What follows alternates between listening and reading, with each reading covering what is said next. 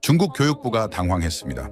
베이징대 언어학과에서 보고된 이상현상, 한자 학습에 평균 2년 걸리던 학생들이 한글은 단 3시간 만에 읽기 시작했다는 겁니다.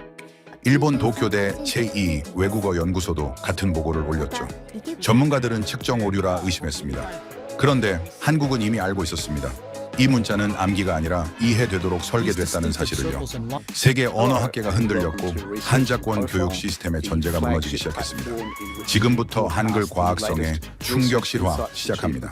저는 베이징대학교 언어교육학과에서 15년간 제2외국어 습득 패턴을 연구해 온 연구원입니다. 2018년 가을, 저희 연구팀은 한 가지 전제를 갖고 실험을 설계했어요. 문자 학습은 암기량에 비례한다는 원칙이었죠. 중국 학생들은 초등학교 6년간 약 3,000개의 한자를 익힙니다. 일본 학생들도 비슷해요. 히라가나 46자, 가타카나 46자, 그리고 상용한자 2136자를 중학교 졸업까지 배우죠.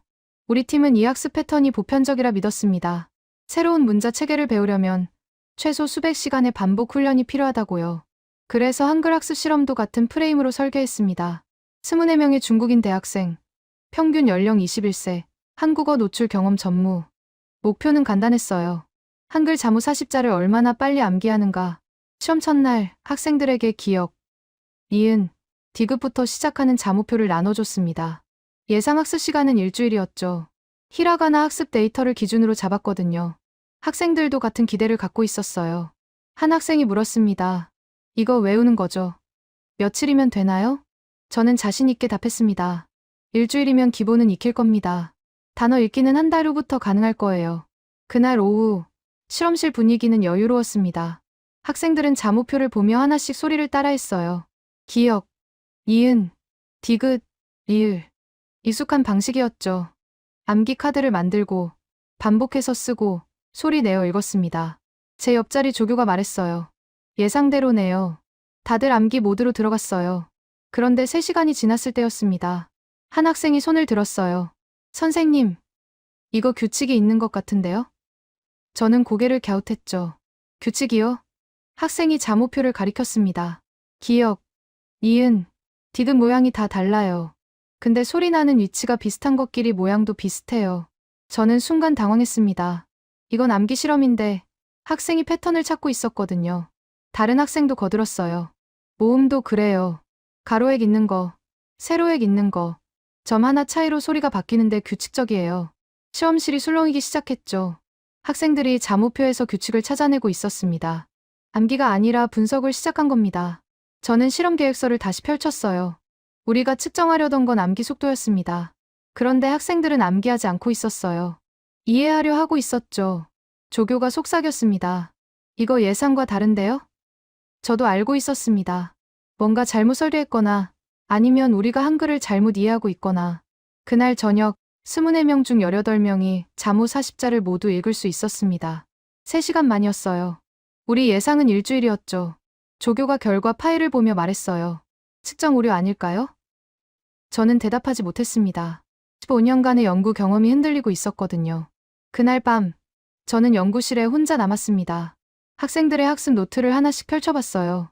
놀라운 점을 발견했죠. 대부분의 학생이 암기 카드를 버리고 자체 분류표를 만들어놨더군요. 기억, 니은, 디귿을 목구멍 소리로 묻고 입술 소리 비읍, 피읍, 미음을 따로 정리했어요. 모음은 천지인 조합 원리로 스스로 도식화했습니다. 이건 암기가 아니었어요. 체계 파악이었죠. 조교에게 메시지를 보냈습니다. 내일 추가 실험 준비해주세요. 단어 읽기 테스트로 넘어갑니다. 조교가 답장했어요. 너무 이른 거 아닌가요? 저는 답했습니다. 학생들이 이미 준비됐어요. 다음 날 아침, 저는 실험 프로토콜을 전면 수정했습니다. 원래 계획은 자무 암기 후 2주간 반복 훈련, 그 다음 단어 읽기 단계로 넘어가는 거였어요. 그런데 학생들이 이미 자무 체계를 파악한 상태였죠. 저는 조교에게 지시했습니다. 오늘은 이음절 단어 20개 테스트로 갑니다. 조교가 눈을 크게 떴어요. 아직 발음 규칙도 안 가르쳤는데요. 저도 불안했습니다. 하지만 어제 학생들의 노트를 보면서 확신이 생겼거든요. 이 학생들은 규칙을 스스로 찾아내고 있었어요.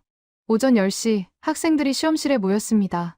제가 화이트보드에 단어를 적기 시작했죠. 나무, 하늘, 바다, 학교, 선생, 친구. 학생들 표정이 긴장됐어요. 한 학생이 말했습니다.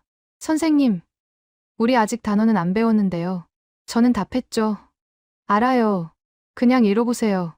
아는 만큼만. 첫 번째 학생이 나섰습니다. 나무 앞에서 잠시 멈췄어요. 입술을 달싹이더니 소리 냈습니다. 정확했어요. 학생 자신도 놀란 표정이었죠. 어떻게 읽었어요? 제가 물었습니다. 학생이 대답했어요. 니은이랑 아 모음 합치니까 미음이랑 우 모음 합치니까 합쳐서 나무요.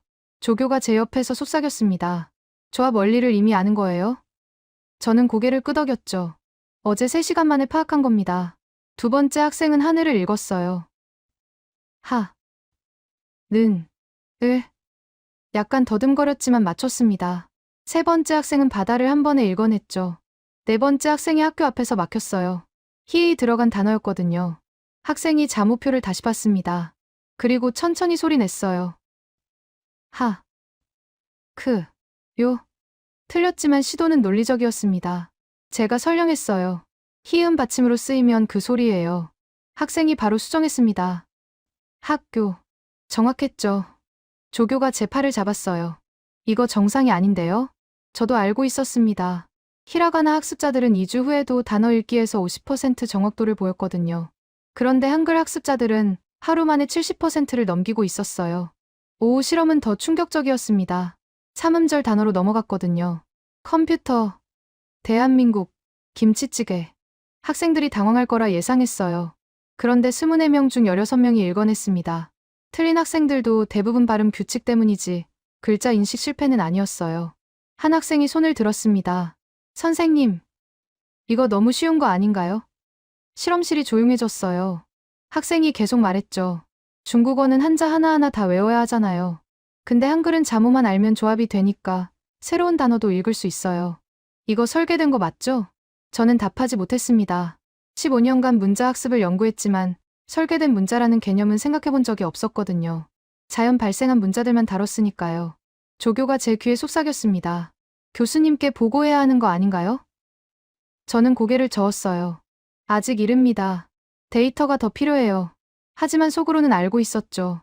이건 측정 오류가 아니었어요. 한글이 다른 겁니다. 그날 저녁, 저는 한국어 문자 역사를 찾아봤습니다. 1443년 세종대왕이 창제했다는 기록이 나왔어요. 창제, 발명이 아니라 설계라는 뜻이었죠. 훈민정음 해례본이라는 문헌도 찾았습니다. 자음은 발음기관 모양을 본떴고 모음은 천지인 철학을 담았다는 내용이었어요. 저는 모니터를 멍하니 바라봤습니다. 이 문자는 암기를 위해 만들어진 게 아니었어요. 이해를 위해 설계된 거였죠. 그 순간 깨달았습니다. 우리 실험 설계가 잘못된 게 아니었어요. 우리의 전제가 틀렸던 겁니다. 2018년 10월 셋째 주, 저는 긴급 이메일을 받았습니다. 발신자는 도쿄대학교 언어인지과학연구소 다나카 교수였어요. 제목은 간단했죠. 한글 학습 실험 데이터 공유 요청. 저는 순간 멈칫했습니다. 우리 실험은 아직 공개 전이었거든요. 어떻게 알았을까? 이메일을 열었습니다. 다나카 교수가 썼더군요. 저희도 같은 현상을 관측했습니다. 일본인 학습자 30명 대상 한글 습득 실험. 예상 학습 시간 2주였으나 실제로는 평균 4.2시간 만에 기초 읽기 가능? 측정 오류 의심했으나 3회 반복 실험 결과 동일. 귀 연구팀 데이터와 비교 필요합니다. 저는 조교를 불렀어요. 일본에서도 같은 결과가 나왔대요. 조교가 노트북을 열었습니다. 도쿄대 논문 검색했는데요. 이분 제2언어 습득 분야에서 권위자예요. 20년 경력이고 논문 피인용 수가 3,000회 넘어요. 저는 곧바로 답장을 보냈습니다. 데이터 공유 동의합니다. 화상회의 제안합니다. 다나카 교수가 30분 만에 답했어요. 내일 오전 10시 괜찮으신가요? 다음 날 아침, 저는 연구실에서 노트북을 켰습니다. 화면에 다나카 교수가 나타났어요. 그 옆에 2명의 연구원도 보였죠. 다나카 교수가 먼저 말했습니다. 리 박사님, 저희 데이터부터 보여드리겠습니다. 화면에 그래프가 떴어요. 일본인 학습자들의 한글 습득 곡선이었죠. 첫 2시간은 완만했습니다. 그런데 3시간 지점부터 급격히 올라갔어요. 4시간 후에는 거의 정점에 도달했죠. 다나카 교수가 설명했습니다. 학습자들이 3시간 시점에서 조합 원리를 깨달았어요. 그 후로는 세 글자를 가르칠 필요가 없었습니다. 저는 우리 데이터를 공유했습니다. 중국인 학습자 그래프였죠. 패턴이 거의 동일했어요. 3시간 전후로 급상승하는 곡선. 다나카 교수가 화면을 확대했습니다. 이건 우연이 아니에요. 두 연구소, 다른 모국어 배경, 같은 결과. 뭔가 구조적 요인이 있습니다. 저희는 1시간 동안 데이터를 대조했어요. 놀라운 공통점들이 나왔죠. 첫째, 한자권 학습자들이 자음 체계를 더 빨리 파악했습니다. 기역, 니은, 디귿의 체계성을 한자 부수처럼 인식했거든요. 둘째, 모음 조합 원리는 일본 학습자들이 더 직관적으로 받아들였어요. 가나 문자 경험 때문이었죠. 다나카 교수가 질문했습니다. 박사님, 학생들도 설계됐다는 표현 썼나요? 저는 고개를 끄덕였어요. 한 학생이 정확히 그 단어를 썼습니다. 다나카 교수가 웃었죠. 저희 학생도 똑같았어요. 이 문자는 누가 만든 거냐고 물었습니다. 그 순간 저희는 알았어요. 이건 개별 학습자의 특이 반응이 아니었습니다. 한자권 학습자들이 공통적으로 경험하는 인지적 충격이었죠. 다나카 교수가 제안했습니다. 공동 논문 어떠세요? 한중일 세계국 데이터를 합치면 더 강력한 증거가 됩니다. 저는 잠시 망설였어요. 우리 연구팀 단독 논문으로 갈 수도 있었거든요. 하지만 다나카 교수 말이 맞았습니다. 이건 한 연구소의 발견이 아니었어요. 한자권 전체가 경험하는 현상이었죠. 제가 답했습니다. 동의합니다. 한국 연구자도 섭외해보죠. 현지 관점이 필요합니다. 다나카 교수가 메모했어요. 서울대 언어학과에 아는 교수가 있어요. 연락해보겠습니다. 회의를 마친 후 저는 창밖을 바라봤습니다. 베이징 캠퍼스 너머로 고층 빌딩들이 보였어요. 저 건물들 어딘가에서 수백만 명의 학생들이 한자를 외우고 있었죠. 하루 몇 시간씩, 몇 년씩. 그게 당연하다고 믿으면서요. 그런데 한글은 달랐습니다. 외우지 않아도 읽히는 문자, 이해되는 문자. 조교가 물었어요. 교수님, 이거 발표하면 파장이 클 것 같은데요. 저는 답했습니다. 그래서 더 정확해야 해요. 데이터를 더 모읍시다. 하지만 속으로는 다른 생각을 했죠. 이미 늦었어요. 일본에서도 발견했고 곧 한국 연구자들도 합류할 겁니다. 이 문자의 비밀은 곧 세상에 알려질 거예요. 우리는 그저 기록하는 사람일 뿐이었습니다. 2018년 11월 초 예상치 못한 연락이 왔습니다. 유네스코 교육부문 담당관 마리아 곤살레스 박사였어요. 파리 본부에서 걸려온 전화였죠. 곤살레스 박사가 말했습니다. 리 박사님과 다나카 교수님의 예비 데이터를 봤습니다. 저희가 추적 중인 분의 교육 프로젝트와 연결점이 있어요. 저는 순간 긴장했습니다. 유네스코가 어떻게 우리 데이터를 알았을까? 곤살레스 박사가 설명했어요. 도쿄대 측에서 먼저 연락했습니다. 개발도상국문의 교육의 한글 모델 적용 가능성을 타진하더군요. 저는 다나카 교수에게 메시지를 보냈어요. 유네스코에 보고하셨어요? 답장이 왔습니다. 네. 이건 학술 문제를 넘어서요. 정책 함의가 큽니다. 곤살레스 박사가 계속 말했습니다. 저희는 2015년부터 아프리카와 동남아시아 7개국에서 성인분의 프로그램을 운영 중입니다. 라틴 문자 기반 교육인데요. 평균 학습 기간이 6개월이에요. 그런데 박사님들 데이터를 보니 한글은 며칠 단위더군요. 저는 조심스럽게 답했습니다. 우리 실험은 대학생 대상이었어요. 성인분의 교육과는 조건이 다릅니다. 곤살레스 박사가 끊어 말했죠. 알아요. 하지만 원리는 같을 수 있어요. 문자 체계가 체계적일수록 학습 시간이 단축되니까요. 그 주 금요일, 긴급 화상회의가 열렸습니다. 베이징에서 저, 도쿄에서 다나카 교수, 파리에서 곤살레스 박사, 그리고 서울대 언어학과 김 교수까지 합류했어요. 김 교수가 먼저 발언했습니다. 사실 한국에서는 이미 알려진 내용입니다. 1990년대에 인도네시아 찌아찌아족 문자 보급 사례가 있었어요. 저는 놀랐습니다. 실제 사례가 있었다고요? 김 교수가 자료를 공유했어요. 2009년 인도네시아 술라웨시 섬 찌아찌아족이 한글을 공식 표기 문자로 채택했습니다. 구전으로만 전해지던 언어를 한글로 표기하기 시작했죠. 학습 기간은 평균 2주였어요. 다나카 교수가 질문했습니다. 2주요? 우리 실험보다 길래요. 김 교수가 답했어요. 학습자들이 대부분 중장년층이었습니다. 그리고 문자 교육 경험 자체가 없는 분들이었죠. 그 조건에서 2주면 놀라운 겁니다. 곤살레스 박사가 끼어들었습니다. 그럼 저희 프로젝트 국가에서도 가능하다는 뜻인가요? 김 교수가 신중하게 답했어요. 가능성은 있습니다. 하지만 현지 언어음은 체계와 한글의 호환성을 먼저 검토해야 해요. 저는 화면 너머 곤살레스 박사를 봤습니다. 그분 눈빛이 달라져 있었어요. 이건 단순한 학술 호기심이 아니었죠. 실제 정책 가능성을 타진하고 있었습니다. 회의 후반부, 곤살레스 박사가 제안했습니다. 3월에 파리 본부에서 전문가 워크숍을 열겠습니다. 한글 문자 체계의 교육적 효과를 공식 검토하는 자리예요. 세 분 모두 참석 가능하신가요? 저는 다나카 교수를 봤어요. 다나카 교수가 김 교수를 봤죠. 김 교수가 고개를 끄덕였습니다. 우리 셋 다 알고 있었어요. 이 순간이 전환점이라는 거요. 제가 답했습니다. 참석하겠습니다. 다나카 교수도 동의했어요. 김 교수가 덧붙였죠. 한국교육부와도 협의하겠습니다. 이건 학술 문제만이 아니니까요. 회의를 마치고 저는 연구실 창가에 섰습니다. 베이징 하늘은 흐렸어요. 스모그가 낀 날이었죠.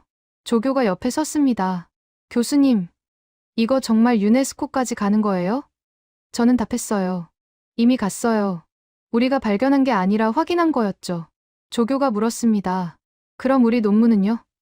저는 웃었어요. 논문은 기록이에요. 하지만 이건 기록을 넘어서고 있어요. 조교가 고개를 갸웃했죠. 저는 설명했습니다. 유네스코가 움직이면 정책이 돼요. 정책이 되면 수백만 명의 문해 교육이 바뀝니다. 그날 저녁, 저는 처음으로 한글 자모표를 다시 펼쳐봤습니다. 기역, 니은, 디귿. 며칠 전까지만 해도 그냥 외국 문자였어요. 그런데 이제는 달랐죠. 이건 580년 전 누군가가 설계한 교육 도구였습니다. 학습자를 위해 만들어진 문자. 저는 훈민정음 해례본 원문을 찾아봤어요. 한문으로 쓰여 있었죠. 번역본을 읽었습니다. 나란말싸미 둥귀게 달아 문자화로 서를 삼았디 아니할세. 백성이 글을 배우지 못하는 현실을 안타까워한 문장이었어요. 그 순간 깨달았습니다. 세종은 580년 전에 우리가 지금 고민하는 문제를 풀었던 거예요. 어떻게 하면 누구나 빠르게 문자를 배울 수 있을까? 그 해답이 바로 한글이었죠. 2019년 3월 14일, 저는 파리 유네스코 본부 7층 회의실에 서 있었습니다. 창밖으로 에펠탑이 보였어요. 하지만 저는 풍경을 즐길 여유가 없었죠. 회의실 안에는 32개국에서 온 언어학자, 교육 정책 입안자, 문해 교육 전문가 68명이 앉아 있었거든요. 저는 발표 자료를 다시 점검했습니다. 다나카 교수가 옆에서 속삭였어요. 긴장하지 마세요. 데이터가 말해줄 겁니다. 오전 10시, 곤살레스 박사가 개회사를 시작했습니다. 오늘 우리는 중요한 질문을 다룹니다. 문자 체계의 과학적 설계가 문해 교육 효율성에 실질적 영향을 미치는가? 이 질문에 답하기 위해 세 분의 연구자를 모셨어요. 제 차례가 왔습니다. 저는 단상에 올라가 첫 슬라이드를 켰어요. 베이징대 실험 데이터였죠. 24명의 중국인 학습자, 한글 자모 습득 시간 평균 3.2시간. 회의실이 술렁였습니다. 앞줄에 앉은 케냐, 교육부 관계자가 손을 들었어요. 3시간이요? 우리는 라틴 문자 가르치는데 3개월 걸리는데요. 저는 다음 슬라이드로 넘어갔습니다. 학습 곡선 그래프였어요. 3시간 시점에서 급격히 상승하는 선. 저는 설명했죠. 학습자들이 이 지점에서 암기에서 이해로 전환합니다. 자모 조합 원리를 파악하는 순간이에요. 그 후로는 세 글자를 가르칠 필요가 없어요. 다나카 교수가 이어받았습니다. 도쿄대 데이터도 동일했어요. 30명의 일본인 학습자, 평균 습득 시간 4.2시간. 중국 실험과 독립적으로 진행했지만 결과는 같았죠. 그가 다음 슬라이드를 보여줬어요. 두 연구소 데이터를 겹친 그래프였습니다. 곡선이 거의 일치했어요. 회의실 뒤편에서 목소리가 들렸습니다. 프랑스 국립교육연구소 연구원이었어요. 대학생 대상 실험이잖아요. 문맹 성인한테도 적용되나요? 김 교수가 일어섰습니다. 그래서 우리가 찌아찌아족 사례를 가져왔습니다. 김 교수가 영상을 틀었어요. 인도네시아 바오바오시 초등학교 교실이 나왔죠. 40대 여성이 칠판에 한글을 쓰고 있었습니다. 자막이 떴어요. 학습 2주차, 문자 교육 경험 전무. 여성이 문장을 읽기 시작했습니다. 더듬거렸지만 읽어냈어요. 김 교수가 설명했습니다. 이분은 50년간 문자를 읽어본 적이 없었어요. 구전 언어만 사용했죠.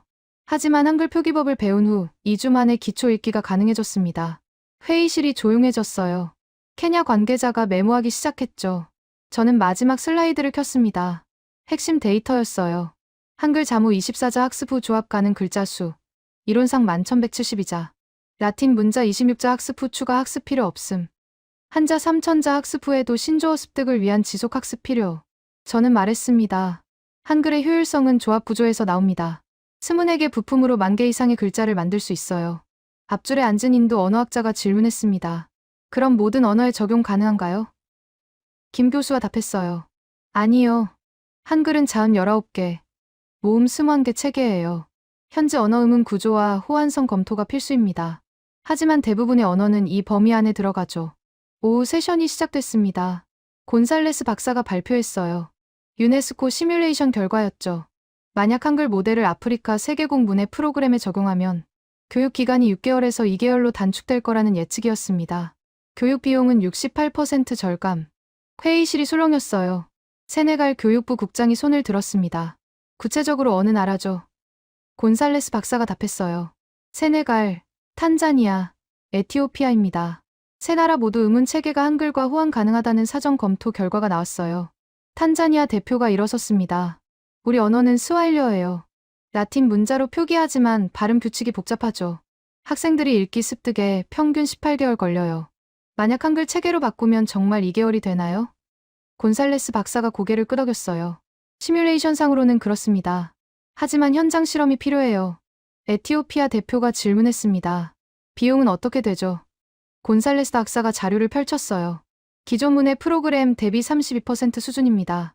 교육기간 단축으로 인건비가 줄고 교재도 단순화되니까요. 저는 회의실 분위기가 바뀌는 걸 느꼈습니다.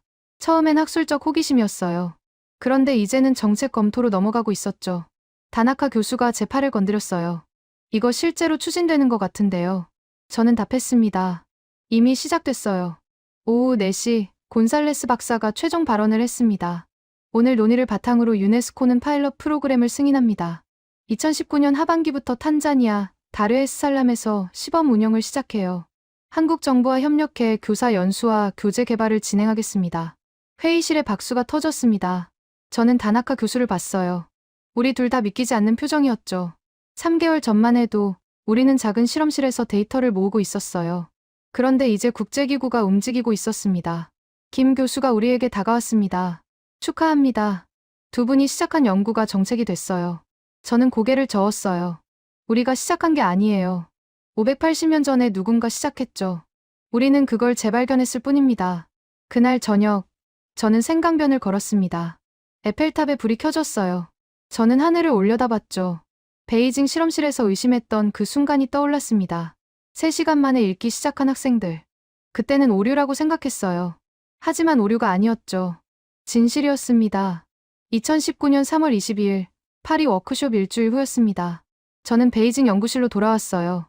책상 위에 이메일 알림이 247개 쌓여 있었죠. 대부분 언론사와 학술지였습니다. 조교가 황급히 들어왔어요. 교수님, 네이처 언어학 섹션에서 인터뷰 요청 들어왔어요. 사이언스도요. 저는 이메일을 하나씩 열어봤습니다. MIT 언어학과, 옥스퍼드 인지과학연구소, 맥스 플랑크 연구소. 세계 유수 기관들이 데이터 공유를 요청하고 있었어요. 한 통의 이메일이 눈에 띄었죠. 발신자는 하버드대 인지심리학과 스티븐 핑커 교수였습니다. 핑커 교수가 썼더군요. 리 박사님의 연구를 흥미롭게 봤습니다. 하지만 몇 가지 의문점이 있어요. 첫째, 대학생 표본의 대표성 문제. 둘째, 한자권 학습자 특수성이 변수로 작용했을 가능성. 셋째, 단기 학습 효과와 장기 유지율의 괴리. 이 부분에 대한 추가 데이터가 있나요? 저는 화면을 멍하니 바라봤습니다. 핑커는 언어 본능 이론의 권위자였어요. 그의 지적은 날카로웠죠. 저는 즉시 다나카 교수에게 메시지를 보냈습니다. 핑커한테 이메일 받으셨어요? 답장이 왔어요. 네. 방금 통화했습니다. 추가 실험 설계 중이래요. 우리 데이터 재검증하려는 거예요.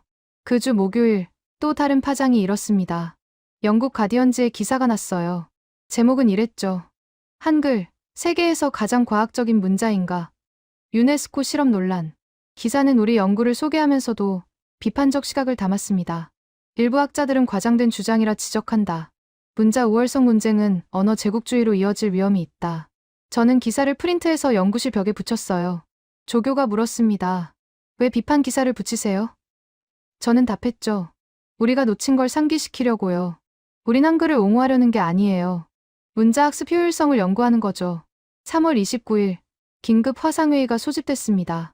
다나카 교수, 김 교수, 그리고 새로 합류한 하버드대 연구팀까지요. 핑커 교수 제자인 제시카 리 박사가 발언했습니다. 저희가 미국에서 재현 실험을 진행했어요. 영어 원어민 40명 대상으로 한글 학습 실험이었죠. 저는 긴장했습니다. 영어권 학습자는 한자권과 조건이 달랐거든요. 제시카 박사가 데이터를 공유했어요. 결과는 놀라웠습니다. 평균 학습 시간 5.8시간. 중국인이나 일본인보다 느렸지만 여전히 빨랐어요. 라틴 문자 모국어 화자임에도 6시간 만에 한글 읽기가 가능했던 겁니다. 다나카 교수가 질문했습니다. 학습 곡선은 어땠나요? 제시카 박사가 그래프를 띄웠어요.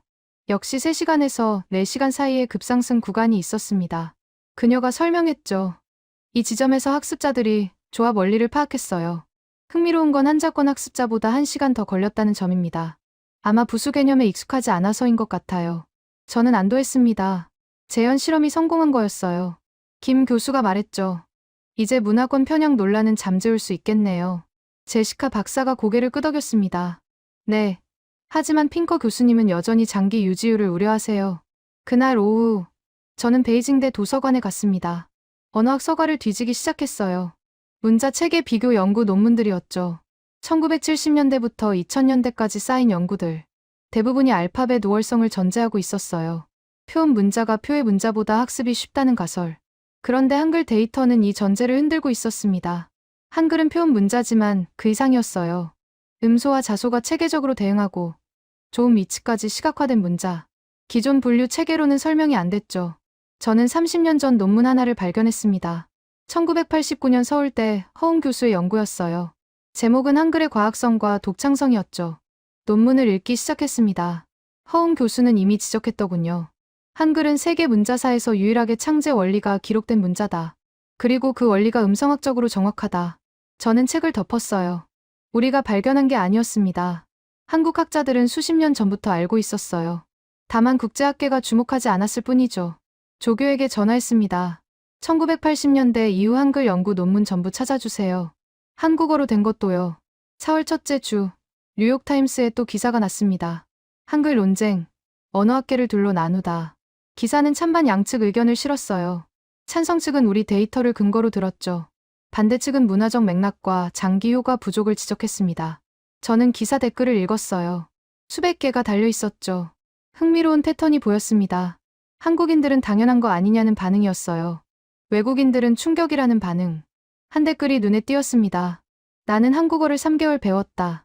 한글은 3시간 만에 읽었지만 문법은 여전히 어렵다. 문자가 쉽다고 언어가 쉬운 건 아니다. 저는 고개를 끄덕였습니다. 정확한 지적이었어요. 우리 연구는 문자 체계만 다뤘죠. 언어 전체의 난이도와는 별개였습니다. 조교에게 메모했어요. 다음 논문에 이 구분을 명확히 하자. 그날 저녁, 다나카 교수에게서 메시지가 왔습니다. 네이처에서 우리 논문 게재 승인했대요. 6월 후에 실린답니다. 저는 잠시 멈췄어요. 네이처 게재. 연구자로서 최고의 성과였죠. 하지만 동시에 책임도 막중했습니다. 저는 창밖을 바라봤습니다. 베이징 야경이 펼쳐져 있었어요.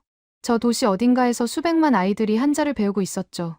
그들에게 한글 같은 문자가 있었다면 어땠을까? 그런 생각이 스쳤습니다. 하지만 곧 정신을 차렸어요. 이건 문자 우월 경쟁이 아니었습니다. 문자 설계 원리에 관한 과학적 탐구였죠. 조교에게 지시했습니다. 비판 논문들 전부 모아주세요. 우리가 답해야 할 질문들이 있어요. 2019년 5월 17일, 저는 보스턴행 비행기에 올랐습니다. 하버드대에서 초청 세미나가 있었어요. 핑커 교수가 직접 요청한 자리였죠. 저는 긴장했습니다. 핑커는 우리 연구에 가장 날카로운 질문을 던진 사람이었거든요. 다나카 교수가 옆자리에 앉았어요. 걱정하지 마세요. 데이터는 우리 편이에요. 5월 20일 오후 2시, 하버드대 윌리엄 제임스 홀 강당이었습니다. 청중석에 약 120명이 앉아 있었어요. 대부분 언어학과 심리학 교수진과 대학원생들이었죠. 맨 앞줄 중앙에 핑커 교수가 보였습니다. 팔짱을 낀 채 저를 바라보고 있었어요. 저는 발표를 시작했습니다. 한글 학습 효율성 연구, 교차 문화 검증 결과. 첫 슬라이드는 우리 초기 데이터였어요. 중국인 24명, 평균 3.2시간. 두 번째는 일본인 30명, 평균 4.2시간.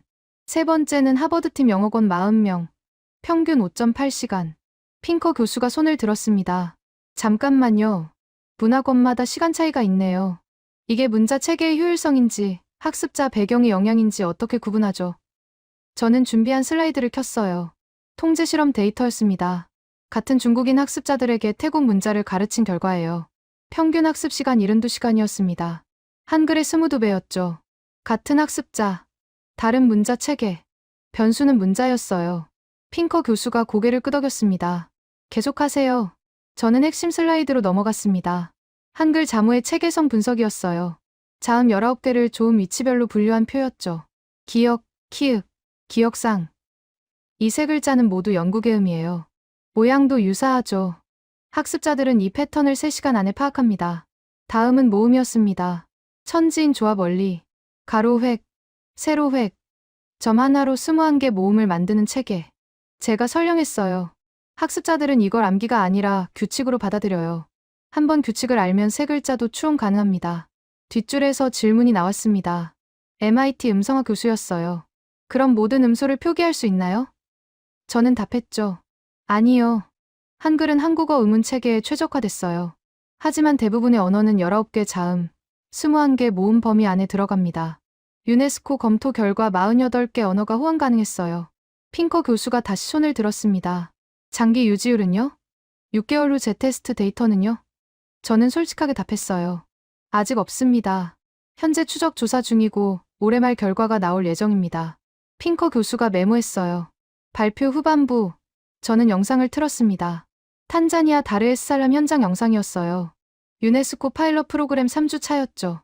40대 여성 교사가 칠판에 한글을 쓰고 있었습니다. 학생들은 20대에서 60대까지 다양했어요. 모두 문맹이었던 사람들이죠.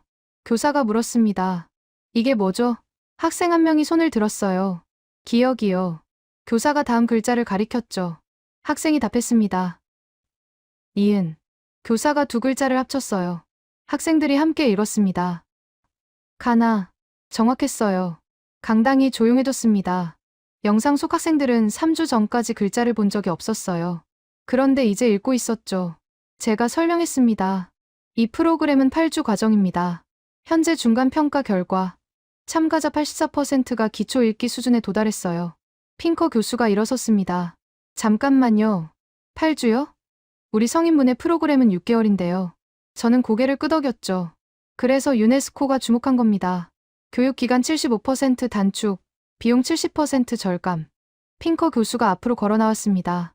무대 가까이 왔어요. 그가 말했죠. 디 박사님, 솔직히 말하겠습니다. 처음 당신 논문 봤을 때 회의적이었어요. 너무 좋은 결과라 의심했죠. 그래서 우리 팀에게 재현 실험을 지시했습니다. 저는 숨을 멈췄습니다. 핑커가 계속 말했어요. 우리 데이터도 당신과 같았어요. 영어권 학습자도 6시간 안에 한글을 읽었습니다. 처음엔 믿기 어려웠죠. 하지만 반복 실험에도 같았어요. 그가 청중을 돌아봤습니다. 이건 문자 체계의 과학적 설계가 학습 효율에 실질적 영향을 미친다는 증거입니다. 강당의 박수가 터졌습니다. 저는 놀랐어요. 핑커가 우리 연구를 인정한 거였죠. 다나카 교수가 제 어깨를 두드렸습니다. 해냈어요. 세미나 후 핑커 교수가 저를 따로 불렀습니다. 그의 연구실이었어요. 책장 가득 언어학 서적이 꽂혀 있었죠. 핑커가 말했습니다.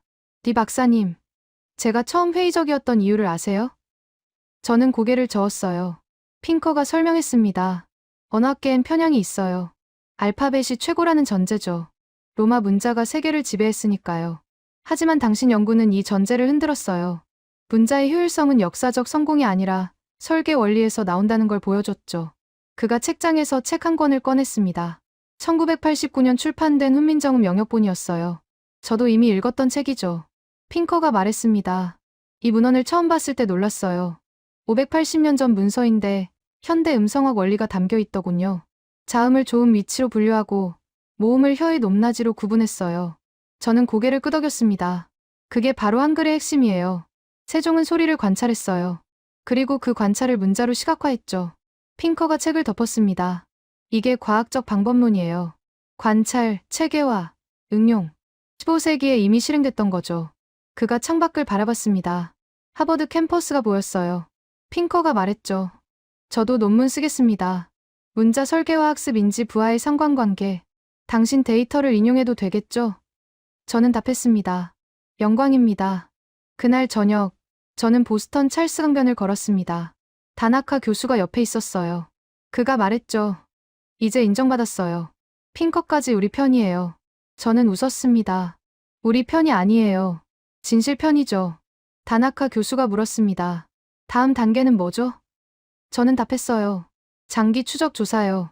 6개월 후 유지율, 1년 후 활용도, 그리고 더 많은 언어권 실험. 데이터를 계속 쌓아야 해요. 강물이 흘렀습니다. 저는 하늘을 올려다봤어요. 별이 보였죠. 580년 전 조선의 밤하늘도 이랬을까요? 세종이 이 별을 보며 문자를 구상했을까요? 그런 생각이 들었습니다. 2019년 11월 8일, 저는 다시 서울에 있었습니다. 세종대왕 동상 앞이었어요. 광화문 광장 한가운데였죠. 동상을 올려다보며 서 있었습니다. 저 사람이 580년 전에 뭘 생각했을까? 그런 질문이 계속 맴돌았어요. 김 교수가 옆에 섰습니다. 생각이 많으시네요. 저는 답했죠. 우리가 발견한 게 뭘까요? 문자의 효율성? 아니면 그 이상? 김 교수가 미소 지었습니다. 저도 같은 질문을 해왔어요. 30년 동안요. 우리는 근처 카페로 갔습니다. 창가 자리에 앉았어요. 김 교수가 노트북을 펼쳤죠. 최신 데이터였습니다. 탄자니아 파일럿 프로그램 최종 결과예요. 8주 과정 완료자 156명 중 142명이 기초 문해력 테스트 통과했습니다. 91% 성공률이었죠. 저는 숫자를 다시 봤습니다. 91%. 기존 프로그램은 6개월 과정의 65%였어요. 김 교수가 다음 페이지를 넘겼습니다. 더 놀라운 건 이거예요. 3개월 후 추적 조사 결과 유지율이 88%였습니다. 학습자들이 실제로 한글 표기법을 일상에서 쓰고 있었어요. 제가 물었습니다. 스와힐리어를 한글로요? 김 교수가 고개를 끄덕였어요. 처음엔 이상하게 보였대요. 하지만 읽기 쉬우니까 확산됐죠. 현지 상인들이 간판에 쓰기 시작했대요. 가격표, 메뉴판, 버스 노선 표지, 실용성이 증명된 겁니다. 저는 창밖을 바라봤습니다. 광화문 거리에 한글 간판이 가득했어요. 저에게는 이제 다르게 보였죠. 이건 단순한 문자가 아니었어요. 누구나 배울 수 있도록 설계된 도구였습니다. 김 교수가 말했죠. 세종이 정확히 이걸 원했어요. 백성이 쉽게 배우는 문자. 제 휴대폰이 울렸습니다. 다나카 교수였어요. 메시지를 읽었죠. 네이처 후속 논문 승인됐습니다. 장기 유지율 연구. 내년 2월 후 게재 예정. 저는 김 교수에게 화면을 보여줬어요. 김 교수가 축하한다고 했습니다. 하지만 저는 복잡한 기분이었어요. 논문 게재는 연구자의 성과였죠. 그런데 이건 우리가 만든 게 아니었어요. 우리는 발견했을 뿐입니다. 김 교수가 제 마음을 읽었는지 말했습니다. 발견도 중요해요. 세상이 몰랐던 걸 알려주는 거니까요. 그날 오후, 저희는 국립한글박물관에 갔습니다. 훈민정음 해례본 복제본이 전시돼 있었어요. 유리 케이스 안에 보관된 책. 저는 한자로 빼곡한 페이지를 들여다봤습니다. 김 교수가 구절을 읽어줬어요. 현대어 번역이었죠. 나라의 말이 중국과 달라 한자와 서로 통하지 않는다. 그러므로 어리석은 백성이 말하고자 하는 바가 있어도 끝내 제 뜻을 펴지 못하는 사람이 많다. 내가 이를 가엾게 여겨 새로 28글자를 만드니 사람마다 쉽게 익혀 날마다 쓰기에 편하게 하고자 할 따름이다. 저는 문장을 곱씹었습니다. 사람마다 쉽게 익히도록. 우리 실험이 증명한 게 바로 이거였어요. 정말로 쉽게 익힐 수 있었죠. 3시간에서 6시간이면 읽기 시작했고 8주면 기초 문해력이 생겼습니다. 세종의 의도가 실현된 겁니다. 김 교수가 다른 전시물을 가리켰습니다. 자음 창제 원리를 설명한 도표였어요. 혀, 입술, 목구멍의 단면도와 함께 글자 모양이 그려져 있었죠. 김 교수가 설명했습니다. 기역은 혀뿌리가 목구멍을 막는 모양. 이은은 혀끝이 위신몸에 닿는 모양. 미음은 입 모양이에요. 해부학적 관찰이 문자가 된 거죠. 저는 감탄했습니다. 15세기에 이런 관찰이 가능했다는 게 놀라웠어요. 김 교수가 말했죠. 세종은 과학자였어요. 관찰하고, 분류하고, 체계화했죠. 그리고 그걸 실용적 도구로 만들었습니다. 이게 바로 과학적 방법론이에요. 저는 생각했습니다. 우리 연구도 같은 과정이었어요. 관찰했죠. 학습자들이 3시간 만에 읽기 시작하는 거요. 분류했습니다. 문화권별, 연령별 데이터로요. 체계화했어요. 학습 곡선과 효율성 지표로요. 그리고 응용 가능성을 제시했죠. 세종의 방법론을 580년 후에 재현한 겁니다. 박물관을 나서며 김 교수가 물었습니다. 다음 연구 계획은 뭐예요? 저는 답했죠. 더 많은 언어권 실험이요. 유네스코가 세네갈과 에티오피아 프로그램도 승인했어요. 그리고 AI 학습 효율성 비교도 하려고요. 김 교수가 눈을 크게 떴습니다. AI요? 제가 설명했습니다. 구글 연구팀이 제안했어요. 문자 인식 알고리즘 학습 속도를 비교하자고요. 한글, 한자, 알파벳을 같은 조건에서 학습시키는 거죠. 예비 결과가 흥미로워요. 한글이 가장 빨랐습니다. 김 교수가 웃었어요. 인간도, AI도 빠르네요. 저는 광화문을 다시 바라봤습니다. 세종대왕 동상이 보였어요. 그가 손에 든 책이 훈민정음이었죠.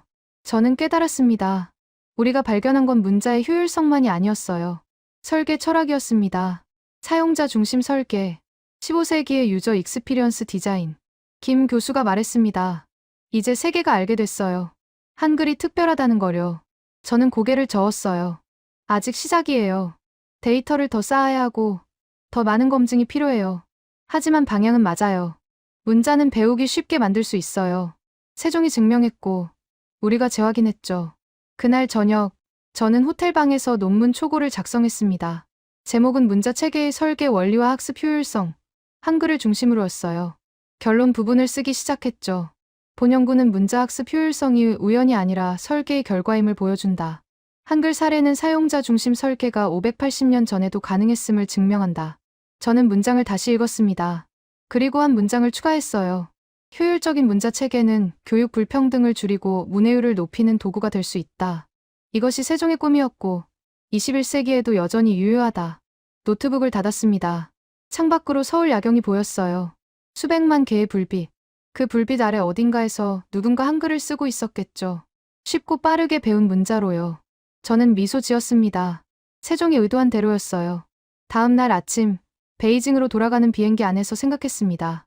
우리 연구가 바꾼 건 뭘까요? 학계의 인식, 유네스코 정책, 아니면 그 이상? 아마도 전부였을 거예요. 하지만 가장 중요한 건 이거였죠. 문자는 선택의 문제가 아니라 설계의 문제라는 걸 보여준 겁니다. 비행기가 이륙했습니다. 서울이 작아졌어요. 저는 가방에서 훈민정음 영역본을 꺼냈습니다. 핑커 교수가 준 책이었죠. 첫 페이지를 펼쳤어요. 세종의 서문이 있었습니다. 저는 다시 한번 읽었죠. 사람마다 쉽게 익히도록. 이게 전부였어요. 나머지는 그 원칙을 실현하는 과정이었습니다.